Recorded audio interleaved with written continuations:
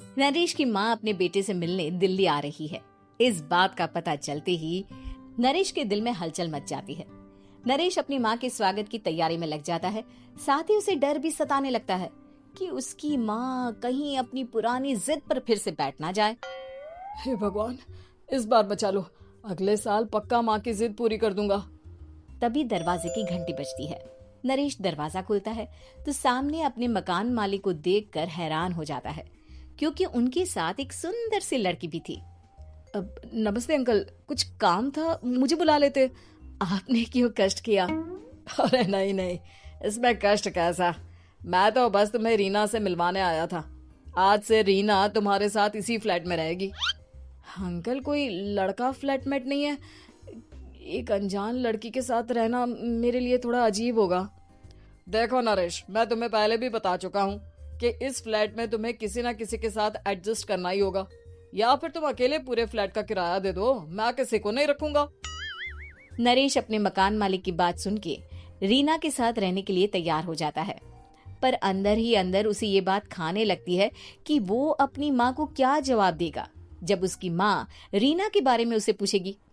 दिन बीतने लगते हैं। नरेश और रीना अच्छे दोस्त भी बन जाते हैं, पर अभी भी नरेश अपनी प्रॉब्लम का सॉल्यूशन नहीं ढूंढ पाता। एक दिन नरेश बहुत परेशान सा बैठा होता है। तभी रीना उसे पूछती है, क्या हुआ नरेश, तुम काफी परेशान लग रहे हो, सब ठीक तो है ना? हाँ, सब ठीक है, बस एक छोटी सी प्रॉब्लम है। वो एक्चुअली 2 दिन बाद मेरी माँ मुझसे मिलने आ रही है। अरे, तो इसमें प्रॉब्लम क्या है? ये तो खुशी की बात है। हाँ रीना, बट मेरी माँ एक जिद लेकर बैठ गई है कि मैं शादी कर लूं, पर मैं अभी इस चीज के लिए तैयार नहीं हूँ। ऊपर से जब वो तुम्हें देखेगी तो 100 सवाल करेगी, क्या जवाब दूंगा? अरे, इसमें कोई टेंशन वाली बात नहीं है। मेरे पास ना इस प्रॉब्लम का सलूशन है, जिससे ना तुम्हें शादी करनी पड़ेगी और ना ही तुम्हारी माँ मेरे बारे में कुछ पूछेंगी। रीना की बात सुनकर नरेश सोच में डूब जाता है। वो सोचता है कि रीना खुले ख्यालों वाली लड़की है, कहीं माँ को सच बता ना दे। नरेश को सोच में डूबा देखकर रीना कहती है, अरे क्या हुआ, किस सोच में पड़ गए? डोंट वरी, जैसा तुम सोच रहे हो ना वैसे कुछ भी नहीं है। मेरे पास एक प्लान है। मैं कुछ समझ नहीं पा रहा हूँ, कैसा प्लान? मैं समझाती हूँ। हम ना एक कॉन्ट्रैक्ट मैरिज कर लेते हैं। फिलहाल मेरे पास जॉब नहीं है, तो तुम इस रूम का किराया दे देना जब तक तुम्हारी माँ यहाँ रहेंगी, सिर्फ तब तक। और तुम अपनी माँ से कह देना कि मैं तुम्हारी पत्नी हूँ, इससे वो मेरे यहाँ रहने पर कोई सवाल भी नहीं करेंगी। अरे बात तुम्हारी ठीक है, पर माँ से झूठ बोलना, ना ना बाबा, मैं ये रिस्क नहीं ले सकता। कोई और आइडिया दो ना तुम। देखो, मंजूर हो तो बोलो, वरना सच बता दो, मुझे कोई प्रॉब्लम नहीं है। रीना की बात सुनकर नरेश सोच में डूब जाता है। बहुत सोचने के बाद जब उसे कोई रास्ता नहीं मिलता, तो वो रीना के बताए हुए रास्ते पर चलने के लिए तैयार हो जाता है।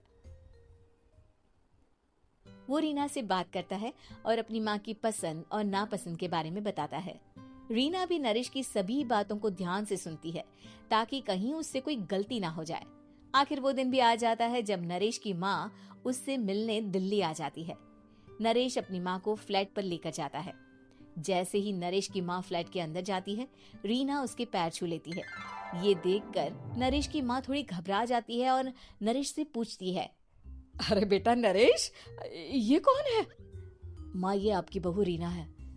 माफी चाहता हूँ, सब कुछ इतनी जल्दी में हुआ कि आपको बता ही नहीं पाया, इसलिए सोचा कि क्यों ना आपको सरप्राइज दिया जाए। अरे बेटा, मैं तो बस तेरा घर बसा हुआ देखना चाहती थी।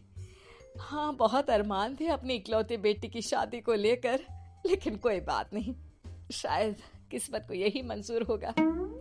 ये कहते ही नरेश की माँ रीना को गले लगा लेती है। रीना बेटिया, मेरा बेटा ना थोड़ा नादान है, पर तुम काफी समझदार लगती हो, और मैं जानती हूँ कि तुम इसका बहुत अच्छे से ध्यान रखोगी। माँ, आप चिंता मत कीजिए, मैं सब संभालूंगी। नरेश की माँ अपने बहू और बेटे के साथ खुशी खुशी रहने लगती है। दिन बीतने लगते हैं। नरेश की माँ और रीना का रिश्ता बहुत मजबूत होता चला जाता है। वो दोनों सारा दिन एक साथ रहती और खूब बातें करती। इधर साथ रहते रहते नरेश और रीना भी एक दूसरे से प्यार करने लगते हैं। दोनों को इस बात का एहसास हो जाता है, फिर भी वो इस बात को छुपा कर ही रखते हैं। एक दिन नरेश की माँ और रीना शादी के बारे में बात करने लगते हैं। रीना बिटिया, ये तो नरेश ने मुझे बिना बताए शादी कर ली, वरना मैं तो अपनी इकलौती बेटी की शादी इतनी धूमधाम से करती कि सारी दुनिया देखती रह जाती। अच्छा माँ, आप ऐसा भी क्या करती नरेश और मेरी शादी में जो दुनिया देखती रह जाती? अरे बिटिया, एक माँ के अरमान तुम अभी नहीं समझोगी। मैं तो अपनी बहू को एक रानी की तरह लेकर आती और शादी भी बिल्कुल शाही अंदाज में करती, पर मेरे तो सारे अरमान ऐसे ही रह गए। खैर, मुझे तो अपने बेटे और बहू की खुशी चाहिए बस। ये कहते हुए नरेश की माँ की आंखों में आंसू आ जाते हैं। रीना भी ये सुनकर ख्यालों में खो जाती है, क्योंकि वो भी मन ही मन खुद को नरेश की पत्नी और उसकी माँ की बहू मानने लगी थी। शाम को जब नरेश ऑफिस से घर आता है तो रीना खुद को रोक नहीं पाती और नरेश के सामने उसकी माँ को अपने और नरेश के रिश्ते का सारा सच बता देती है। रीना की बात सुनकर नरेश की माँ दोनों से बहुत नाराज हो जाती है और घर वापस जाने की बात करने लगती है। तुम दोनों ने मुझसे सच छुपाकर बहुत ठेस पहुंचाई है मुझे। अब तुम लोगों के साथ नहीं रहना चाहती मैं, कल ही वापस चली जाऊंगी अपने घर। माँ, मुझे माफ कर दो, ये सब मैंने रीना के कहने पर ही किया है, वरना मैं भी आपको कभी ठेस पहुंचाने के बारे में सोच भी नहीं सकता। हाँ माँ, हमने ये सिर्फ आपका दिल रखने के लिए किया, प्लीज हम दोनों को माफ कर दीजिए। तुम दोनों ने मेरे अरमानों के साथ खिलवाड़ किया है, और वैसे भी मुझे अपने बेटे के लिए एक अच्छी लड़की ढूंढनी है, इसलिए मेरा यहाँ से जाना ही बेहतर होगा। माँ की ये बात सुनकर रीना खुद को रोक नहीं पाती। माँ, क्या मैं आपके घर की बहू बनने लायक नहीं हूँ? रीना की बात सुनकर नरेश हैरान रह जाता है। नरेश की माँ भी कुछ समझ नहीं पाती। मैं कुछ समझी नहीं, आखिर तुम कहना क्या चाहती हो? माँ, मैं वो नरेश से बहुत प्यार करती हूँ और साथ ही साथ मैं आपको भी अपनी माँ मान बैठी हूँ। आज जब आपकी बातें सुनी तो खुद को रोक नहीं पाई, इसलिए सारा सच आपको बता दिया।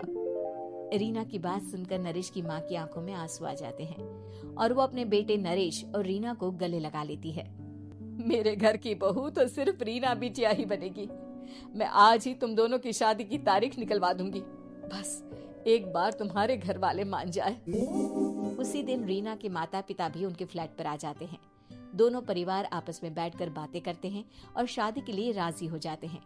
रीना भी कॉन्ट्रैक्ट फाड़ देती है और कहती है, सही मायने में मैं अब बहू बनूंगी, अब तक तो सिर्फ कॉन्ट्रैक्ट वाली बहू थी।